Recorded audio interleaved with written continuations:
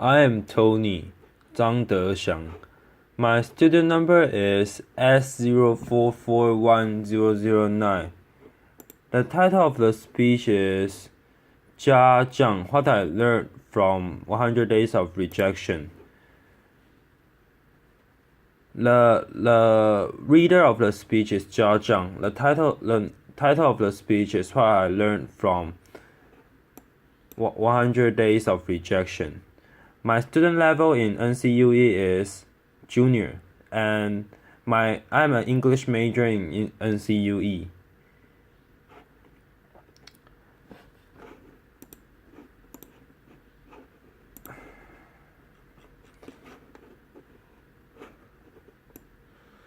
When I was 6 years old, I received my gifts. My first grade teacher has this brilliant idea. She wanted us to experience receiving gifts, but also learning the virtues of complimenting each other. So she had all of us come to the front of the classroom, and she bought all of us gifts and stacked them in a corner. And she said, "Why don't we just stand here and compliment each other? If you hear your name called, go and pick up your gift and sit down." What a wonderful idea, right? What could go wrong? Laughter. Well, there were 40 of us to start with, and every time I heard someone's name called, I would give out the heartiest cheer. And then there were 20 people left, and 10 people left, and 5 left, and 3 left, and I was one of them, and the compliment stopped. Well, at that moment, I was crying, and the teacher was freaking out. She was like, "Hey, would anyone say something nice about these people?" Laughter. No one. Okay, why don't you go get your gift and sit down? So behave next year. Someone might say something nice about you. Laughter. Well, as I'm describing this to you, you probably know I remember this really well. Laughter. But I don't know who felt worse that day. Was it me or the teacher? She must have realized that she turned a team building event into a public roast for 6-year-olds, and without the humor. You know, when you see people get roasted on TV, it was funny. There was nothing funny about that day. So that was one version of me, and I would die to avoid being in that situation again. So get rejected in public again. That's one version. Then fast forward 8 years. Bill Gates came to my hometown, Beijing, China, to speak, and I saw his message. I fell in love with that guy. I thought, wow, I know I want to do what I want to do now. That night, I wrote a letter to my family telling them by age 25 I will build the biggest company in the world, and that company will buy Microsoft. Laughter. I totally embraced this idea of conquering the world domination, right? And I didn't make this up. I did write that letter, and here it is. Laughter. You don't have to read this through. Laughter. This is also bad handwriting, but I did highlight some keywords. You get the idea. Laughter. So that was another version of me, one who will conquer the world. Well, then 2 years later, I was presenting with the opportunity to come to the United States. I jumped on it because that was where Bill Gates lived, right? Laughter. I thought that was the start of my entrepreneur journey. Then, fast forward another 14 years. I was 30. Nope, I didn't build that company. I didn't even start. I was actually a marketing manager for a Fortune 500 company, and I felt I was stuck. I was stagnant. Why is that? Where is that 14-year-old who wrote that letter? I'm not better. He didn't try. It's not better. It's not because he didn't try. It's because every time I had a new idea, every time I wanted to try something new, even at work, I wanted to make a proposal, I wanted to speak in front of people in a group, I felt there was this constant battle between the 14-year-old and the 6-year-old. One wanted to conquer and the world, make a difference. Another was afraid of rejection, and every time that 6-year-old won. And this fear even persisted after I started my own company. I mean, I started my own company when I was 30. If you want to be Bill Gates, you've got to start sooner or later, right? When I was an entrepreneur, I was presented with an investment opportunity, and then I was turned down, and that rejection hurt me. It hurt me so bad that I wanted to quit right there. But then I thought, hey, would Bill Gates quit after a simple investment rejection? Would any successful entrepreneur quit like that? No way. And this is where it clicked for me. Okay, I can build a better company. I can build a better team or better product. But one thing for sure, I've got to be a better leader. I've got to be a better person. I cannot let that 6-year-old keep dictating my life anymore. I have to put him back in his place. So this is where I went online and looked for help. Google was my friend. After I searched, how do I overcome the fear of rejection? I came up with a bunch of psychology articles about where the fear and pain are coming from. Then I came up with a bunch of rah-rah inspiration articles about don't take it personally, just overcome it. Who doesn't know that? Laughter. But why was I still so scared? Then I found this website by luck. It's called rejectiontherapy.com. Laughter. Rejection therapy was this game invented by this Canadian entrepreneur. His name is Jason Comely. And basically the idea is for 30 days, you go out and look for rejection, and every day get rejected as something, and then by the end you desensitize yourself from the pain. And I love that idea. Laughter. I said, you know what, I'm going to do this, and I'll feel myself getting rejected 100 days. And I came up with my own rejection idea, and I made a video blog out of it. And so here's what I did. This is what the blog looked like. Day 1. Laughter. Borrow $100 from strangers. So this is where I went to, where I was working. I came downstairs and I saw this big guy sitting behind a desk. He looked like a security guard. So I approached him, and I was just walking, and that was the longest walk of my life. Hair on the back of my neck standing up. I was sweating and my heart was pounding. And I got there and said, hey sir, can I borrow $100 from you? Laughter. And he looked up, he's like, no, why? And I just said, no, I'm sorry. And I turned around and I just ran. Laughter. I feel so embarrassed, but because I filmed myself, so that night I was watching myself getting rejected. I just saw how scared I was. I looked like this kid in The Sixth Sense. I saw dead people. Laughter. But then I saw this guy, he wasn't that menacing. He was a chubby, lovable guy, and he even asked me why.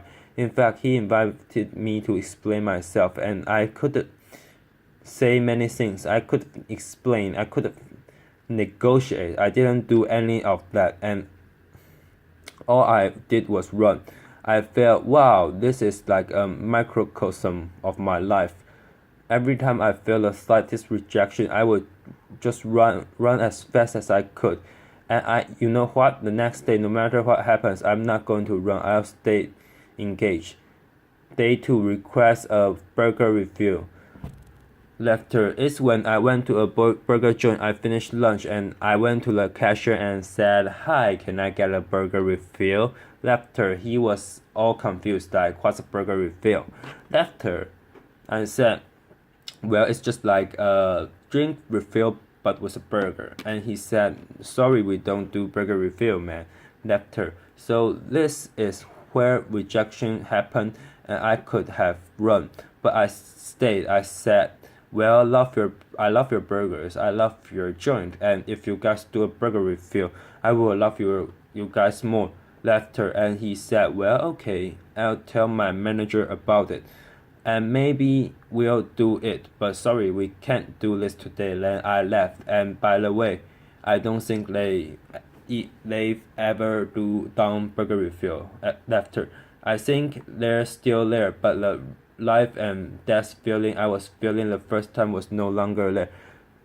But just because I stayed engaged, because I didn't run. I said, wow, great, I'm already learning things, great. And then day 3, getting Olympic donuts. This is where my life was turned upside down. I went to Krispy Kreme. It's a donut shop in mainly the southern part of the United States. I'm sure they have some here too. And I went in, I said, can you make my donuts that look like Olympic symbols? Basically, you interlink 5 donuts together. I mean, there's no way they could say yes, right? The donut maker took me so serious, laughter. So she put up paper, started jotting down the colors in the rings, and it's like, how can I make this? And then 15 minutes later, she came out with a box that looked like Olympic rings. And I was so touched, I just couldn't believe it. And that video got over 5 million views on YouTube. The world couldn't believe that either. Laughter. You know, because of that, I was in newspapers, in talk shows, in everything, and I became famous. A lot of people started writing emails to me and saying, what you're doing is awesome. But you know, fame and notoriety did not do anything to me. What I wanted to do was learn and to change myself, so I turned the rest of my 100 days of rejection into this playground, into this research project. I wanted to see what I could learn. And then I learned a lot of things. I discovered so many secrets. For example, I found if I just don't run, if I got rejected, I could actually turn a no into a yes, and the magic word is why. So one day I went to a stranger's house. I had this flower in my hand, knocked on the door and said, hey, can I plant this flower in your backyard? Laughter. And he said no, but before he could leave, I said, hey, can I know why? And he said, well, I have this dog who dig up everything I put in the backyard. I don't want to waste your flower. If you want to do this, go across the street and talk to Connie. She loves flower. So that's what I did. I went across and knocked on Connie's door, and she was happy to see me. Laughter. And then half an hour later, there was this flower in Connie's backyard. I'm sure it looks better now. Laughter. But had I left after the initial rejection, I would have thought, well, it's because the guy didn't trust me. It's because I was crazy, because I didn't dress up well. I didn't look good. It was none of those. It was because what I offered did not fit what he wanted, and he trusted me enough to offer me a referral. Using a sales term, I converted a referral. Then one day I also learned that I can actually say certain things and maximize my chance to get a yes. So for example, one day I went to Starbucks and asked the manager, hey, can I be a Starbucks greeter? He was like, what's a Starbucks greeter? I said, do you know what those Walmart greeters? You know, those people who say hi to you before you walk in the store and make sure you don't steal stuff. Basically, I want to give a Walmart experience to Starbucks customers. Laughter. Well, I'm not sure that's a good thing actually. Actually, I'm pretty sure it's a bad thing. And he was like, oh yeah, this is how he looked. His name is Eric. And he was like, I'm not sure. This is how he was hearing me.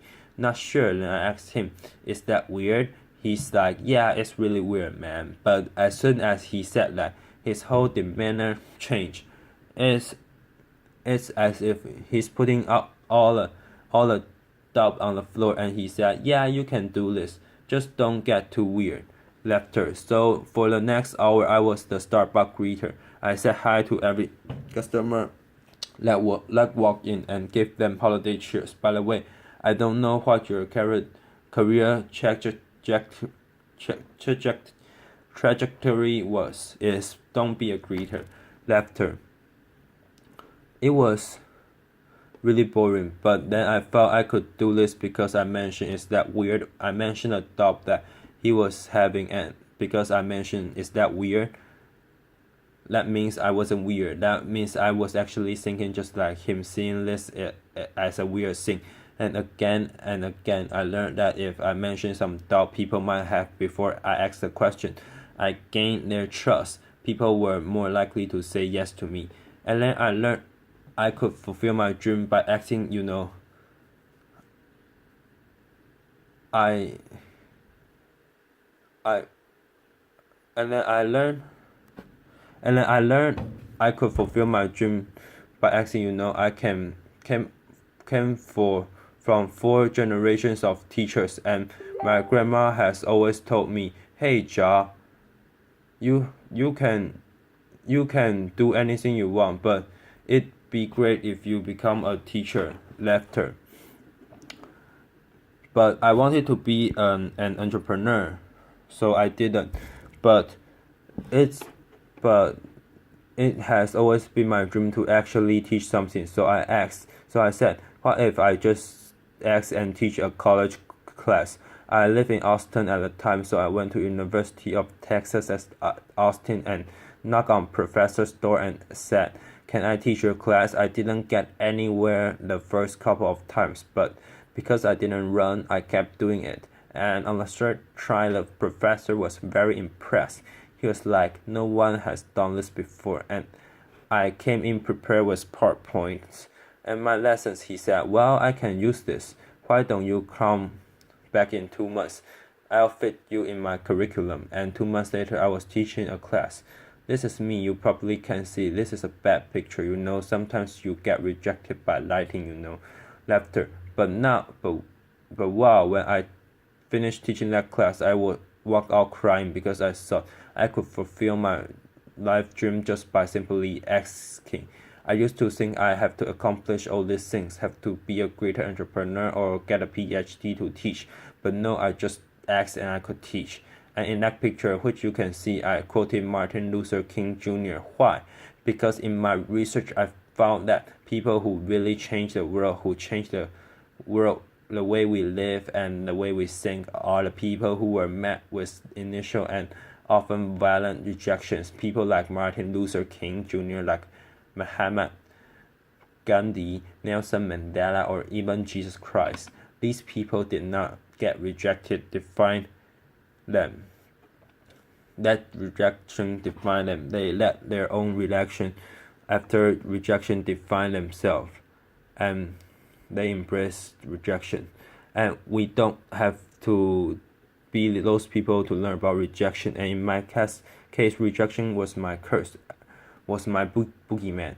It has bothered me my whole life because I was running away from it. Then I started embracing it, turning that into the biggest gift in my life. I started teaching people how to turn rejections into opportunities. I use my blog, I use my talk, I use the book I just published, and I've even building technology to help people overcome their fear of rejection. When you get rejected in life, when you are facing the next obstacles or next failure, consider the possibilities. Don't run. If you just embrace them, they might become your gifts as well. Thank you. Applause.